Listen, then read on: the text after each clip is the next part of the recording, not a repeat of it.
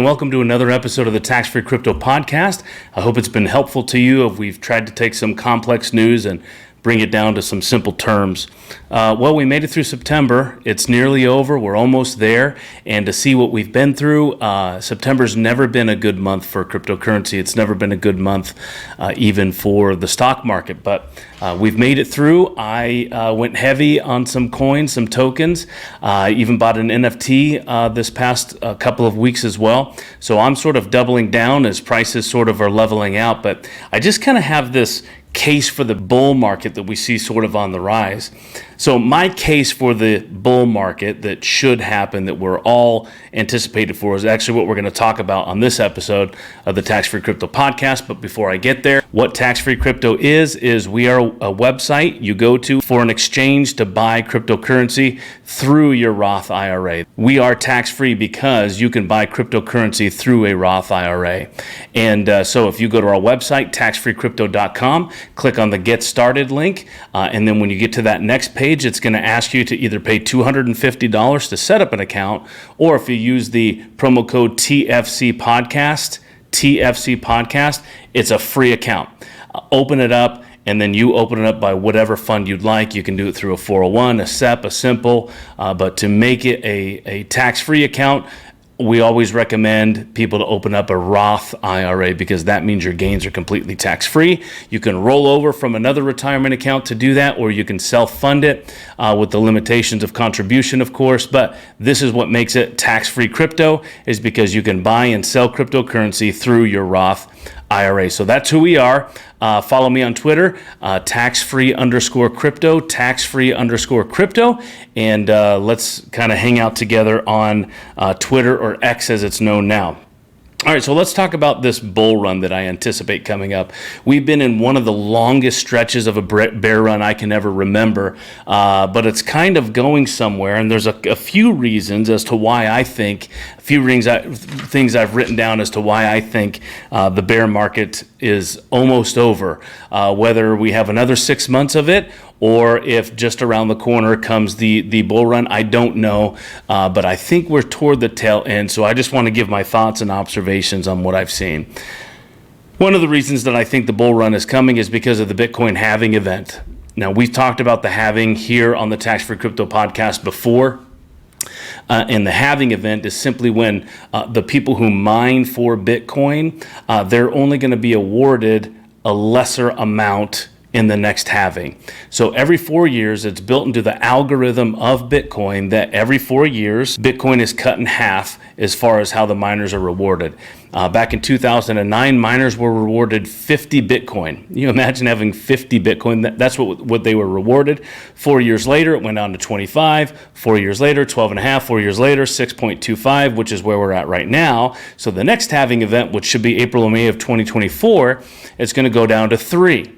A little over 3. And so because of that halving event, what we've seen historically is every time the halving event happens specifically for Bitcoin, and Litecoin, by the way, recently had its own halving as well, but every time historically we've seen Bitcoin halve, there's been 3 so far. Every single one of them has been a catalyst for big crypto rallies. Every single time that it's happened, we've seen it grow exponentially. In 2012, Bitcoin rose 365% leading up to the halving, and 8,000% in the year following the halving. In 2016, Bitcoin rose 142% leading up to the halving, and 284% it rose in the year following it. And then in 2020, the last halving that occurred, Bitcoin rose 17% leading up to the halving, and then 559% in the year following it. So each time those last 3 halvings happen, we've seen a rally. And not just Bitcoin grew exponentially, but all the other cryptos associated with it, close to it, or just pretty much all the altcoins, meme coins, they also rose along with it. So because of the halving coming up, historically we've seen that. So in a nutshell, Bitcoin halvings equals shades of green for Bitcoin and happy investors. The other reason I think that there's a reason for the bull run, all this talk of the ETFs. Again, we've also independently discussed the ETFs here on the Tax-Free Crypto Podcast.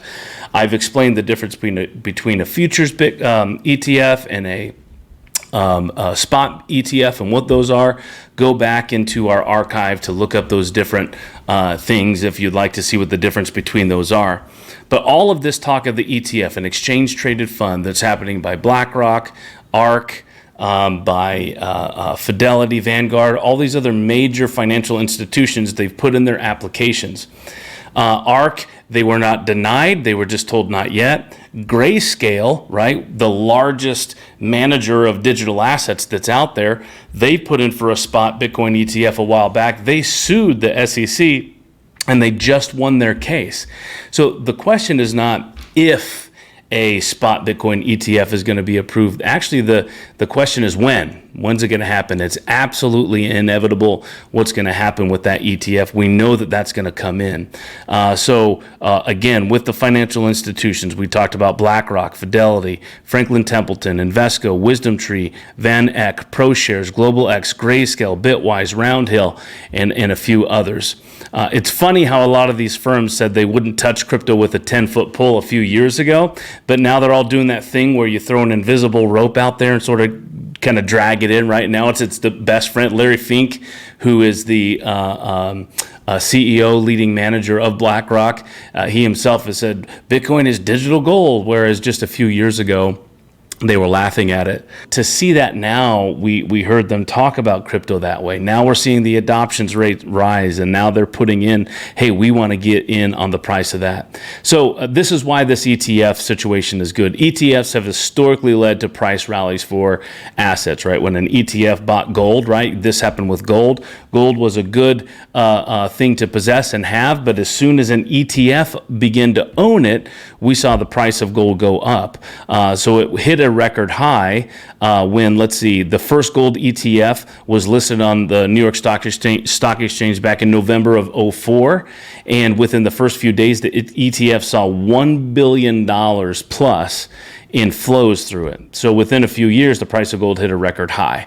That's what an ETF did to just gold, which was already a precious metal, already something people wanted to invest in as it was. So with all these institutions rushing in to file for a Bitcoin ETF, it's coming again to a matter of when, not if this happens. So and I think the best bet is BlackRock. I mean, they are batting 500 when it comes to their ETFs. They are just really never had anything denied by the SEC. So I think that because of the Bitcoin halving that's coming, the ETF approval sort of in waiting that's happening, these are some reasons why I think the bull run is kind of on next. And then one of the number one reasons I think that crypto fundamentals have, what I think about the bear market coming to an end and the bull market coming to its ride, the bull ride that's coming up.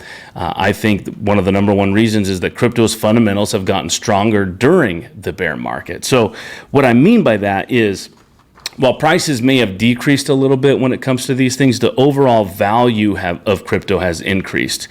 I know that may sound a little bit confusing, so let me try to explain it with this quote. Valuation oscillates up and down around value.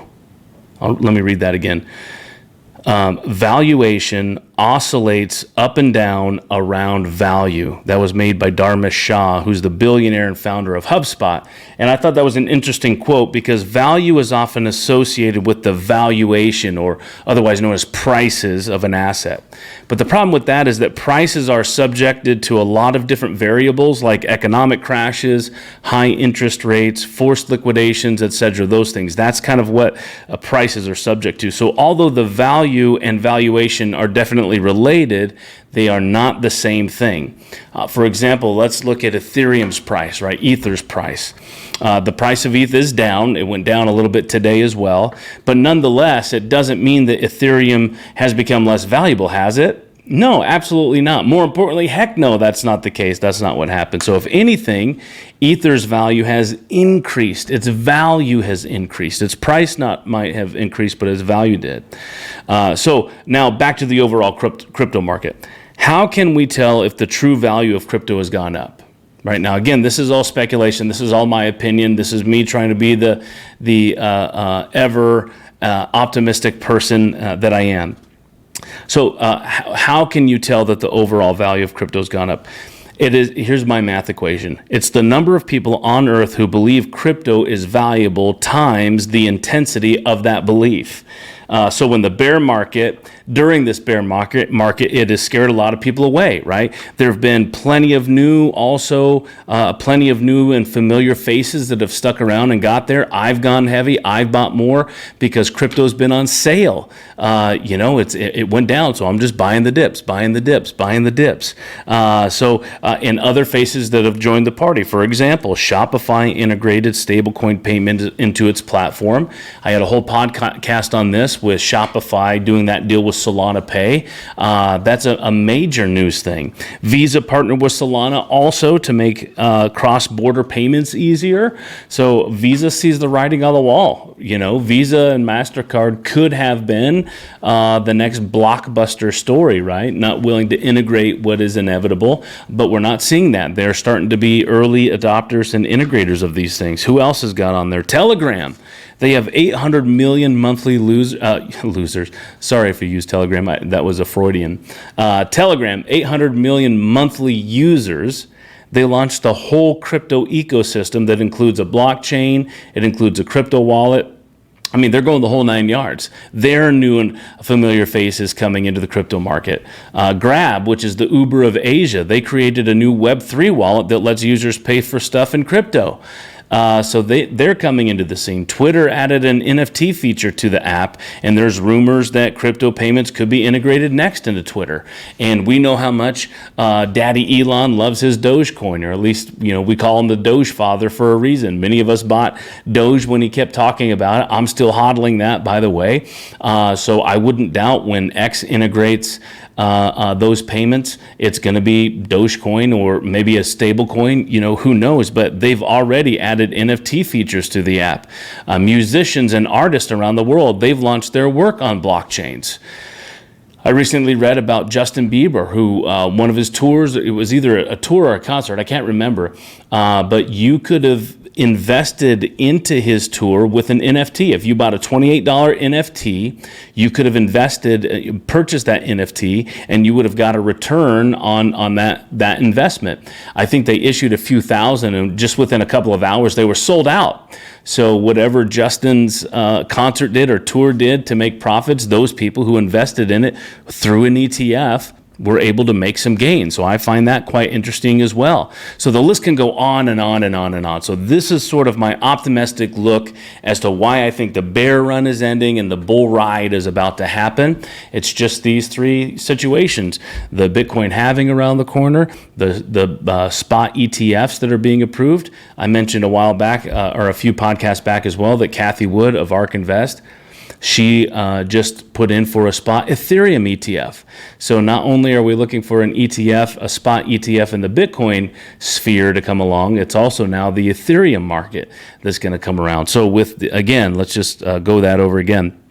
With the halving coming up around the corner, with the ETF approval process happening, and then with how strong the fundamentals have gotten throughout this bear market with cryptocurrencies, I think that you should really consider having a tax-free strategy when it comes to your cryptocurrency.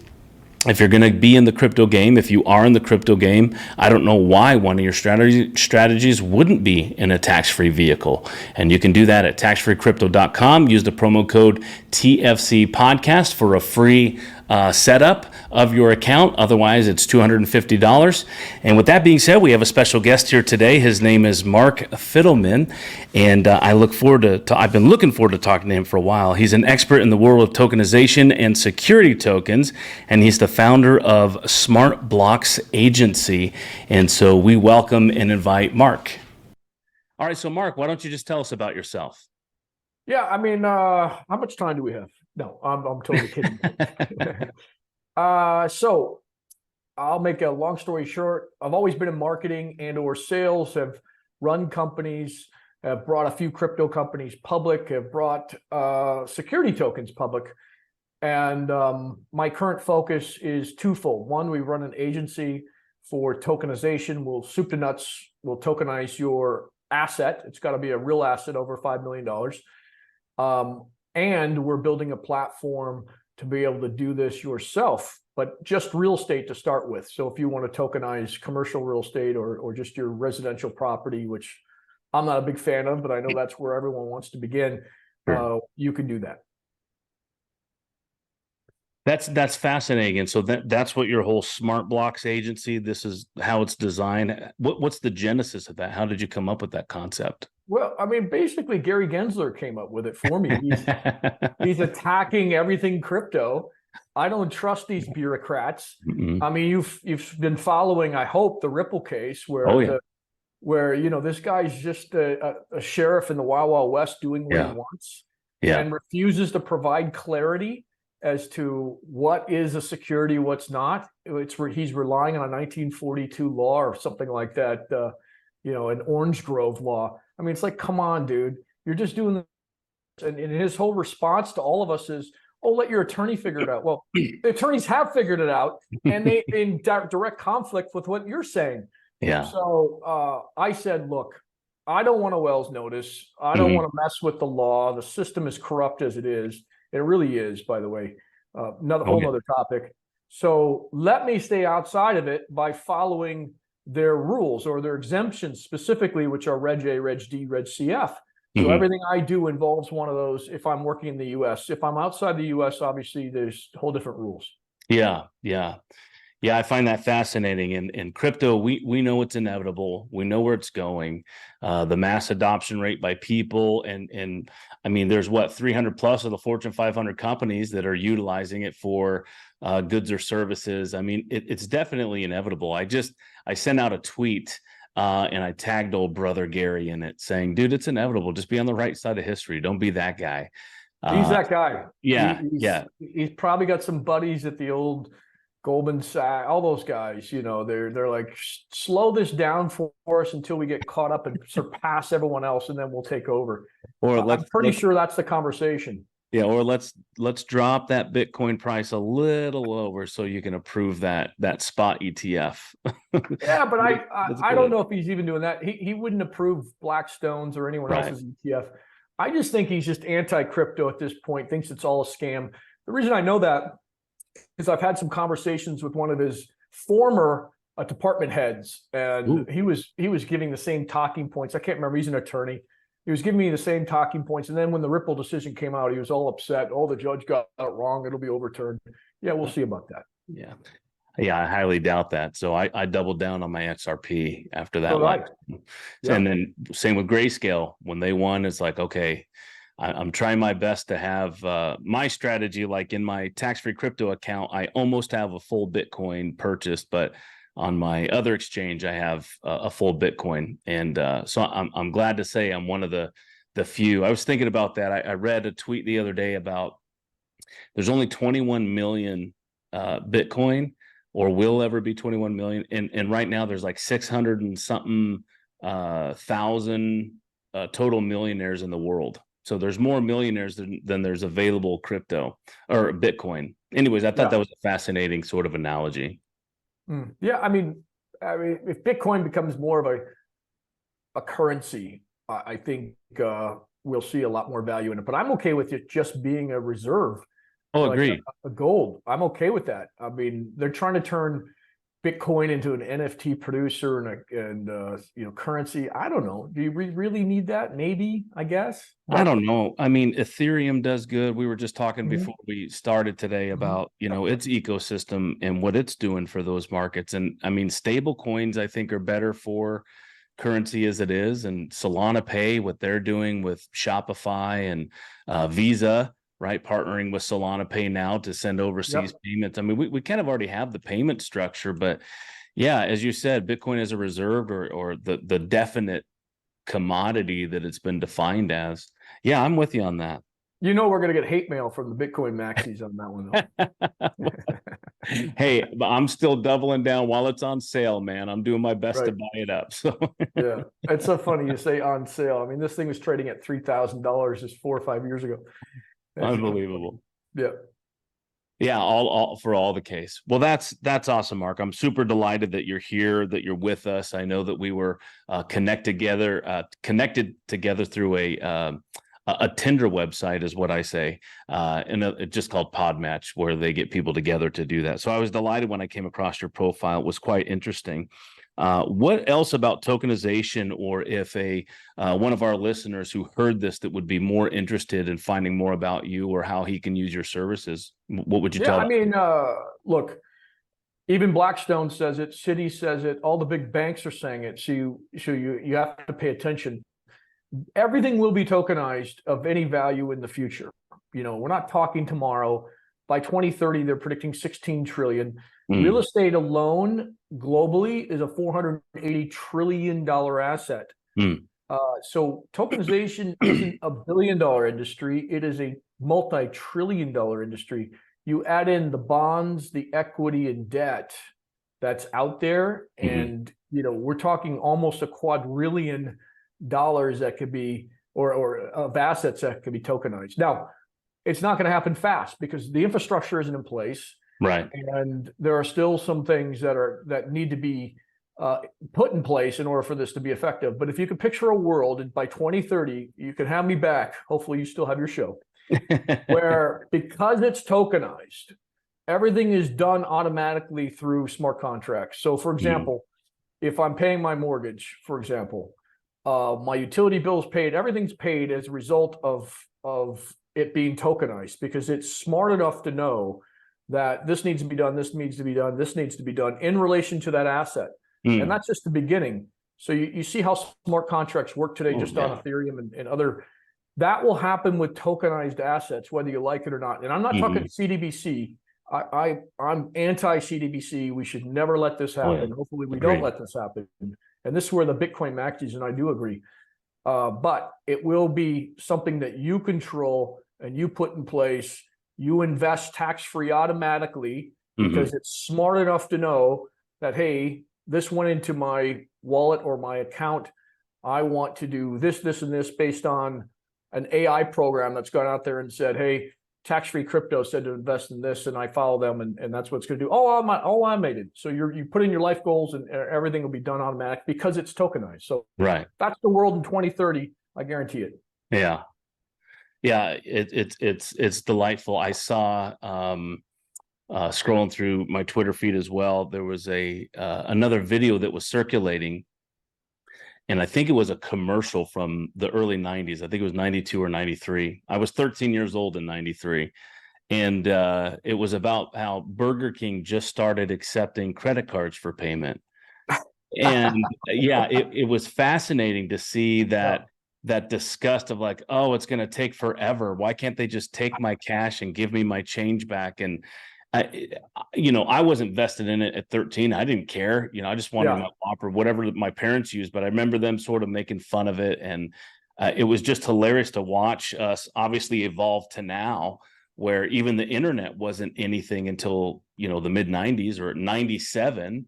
And I keep trying to convince people like, look, if you could go back to 97 when you were pooing the internet, wouldn't you say, I wish I'd have bought this thing called Amazon. I wish I would have bought into this thing called Google, right? Like, this is the time to redeem yourself right now. It's the time because you're still an early bird, an early adopter to so much of this stuff. And tokenization is definitely one of them. That's super fascinating. So, I mean, if you go back to that credit card era, the reason why people were upset, because it was done with this machine that you go, right. I don't know if you're old enough to remember that, but so most people didn't use credit cards because it wasn't digitized. And that's similar to assets today. They're not digitized, so they're hard to move around. You can't imagine a world where most assets are digitized because it's going to transform everything, just like credit cards are kind of default. Who goes in and pays with cash anymore? I don't know anyone. I mean, tips maybe, but most people, because the currency is digitized, you're able to do things faster, quicker, and automatic. Well, tokenization is a whole nother level to that. Yeah, we call it the HNL, the whole nother level. That's how my girls try to teach me with that. Well, that's fascinating, Mark. Anything else you want to add of value to this, or how people can get involved in what you're doing? Well, I mean, just based on your tax-free crypto, imagine you could invest in fractional shares of real estate that have built-in tax-free benefits, and you could do it globally. You couldn't do this before. So, for example, you could invest in Dubai real estate through us or through other people, And because there's no taxes there, as long as you keep the money there, Mm-hmm. you have to report to the IRS, but Sure. you're not paying taxes on that stuff, and there's tax-free ways of getting the money in and out. So there are many benefits to a global system if you're okay with having your money in wallets, digital wallets, which most of your people have got to be if they're listening to this or watching this. So just check in more into it. Follow me, or better, go to my newsletter, Cryptonized.substack.com, and we talk about, that's all we do is talk about tokenization, what's going on there. That's awesome. Yeah, a lot of the crowd that I follow, I'm part of a mastermind out there specifically that is all about this money movement in and out of their tax-free sort of retirement accounts, whether it's a 401, a SEP, a simple, a solo Roth, or through a Rob structure, if you're a business person, or a blocker corp, you name it. And it's just people releasing their funds from those accounts to make an investment. And then, of course, the investment is structured to pay back into that account. So we're seeing a lot of people ping pong their money in the various ways that you're talking about. So that's really cool. We will direct them to that site. I'll put the information in the description of the video, as well as other places where they can find this podcast, because I'd love people to get more information on how to make a viable investment through a tax-free vehicle, because if you're going to be trading in these things, you might as well have one of your strategies through a tax-free vehicle. Absolutely. Very cool. Well, Mark, I'm delighted to have had you on this podcast. I really do appreciate it. And to your audience, thanks for listening in and being a faithful follower of Mark. And until next time, Mark, if there's something you want to share with our people, where they can find you on socials, or how they can contact you if they so decide to do so. Wonderful. Thank you. Thanks again.